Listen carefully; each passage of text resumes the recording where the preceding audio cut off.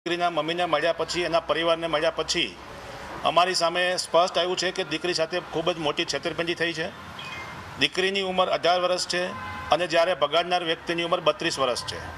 સાથે સાથે દીકરી ભાગ્યા પછી આજ સુધી કોઈ પણ જગ્યાએ લાઈવ અમારી સામે લાવવામાં આવી નથી. અમને એવી શંકા હતી કે આ દીકરીને કંઈક દબાણપૂર્વક લગ્ન કરવામાં આવ્યા છે અને દીકરીની સાથે અઘટિત ઘટના ન બને એટલે ગઈકાલે બપોરે દીકરીના મમ્મી અને એમના આંટી બંને આ રણછોડ ભુવાજીની ઘરે ગયા ત્યારે રણછોડ ભુવાજીના ભાઈ રામજી રબારીએ દીકરીને જોતી હોય તો અમારા સમાજમાં રિવાજ છે કે છૂટું કરવાના 25 લાખ રૂપિયા તમારે આપવા પડશે.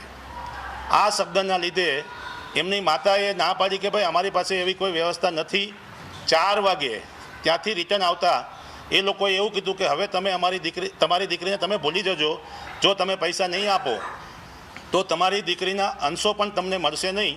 એવી આપતા અમે ગઈકાલે સાંજે સમાજના તમામ આગેવાનો તાત્કાલિક નડિયાદ પોલીસ સ્ટેશન પહોંચ્યા અને એલસીબી પોલીસ અને કઠલાલ પોલીસને અમે ફરિયાદ આપી. ગઈકાલે અમે ગયા હતા એમના ઘરે, તઈ ખિલોડિયા.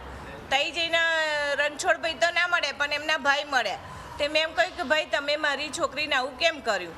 તો કે હવે તમારે છૂટું કરવું હોય તો અમારા સમાજમાં તો 25 લાખ આલવા પડે. મેં કહ્યું એવી તો અમારી પરિસ્થિતિ થોડી હોય ને, અમે થોડા તમારા સમાજના છીએ તેવું બધું હોય. મેં કહ્યું તમે મારી દીકરી મને આપી દો. તો કે 2 દિવસ એવું ના ચાલે સાહેબ. એવાય જરની ખોવાય તારની 2 દિવસ એવું તો હોતું હશે સાહેબ.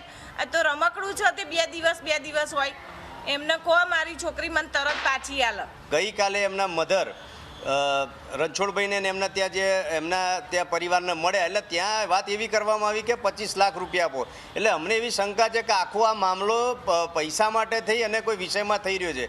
એટલે એમની માતા દ્વારા તમામ લોકો અને ગઈકાલે અમે જે સ્થાનિક જે ગુના નિવારણ શાખા છે એલસીબી એમાં ફરિયાદ આપી છે. એટલે આખો ક્યાંક તોડ પાણીનો મામલો હોય એવું અમને પ્રાથમિક તબક્કે જણાઈ રહ્યું છે.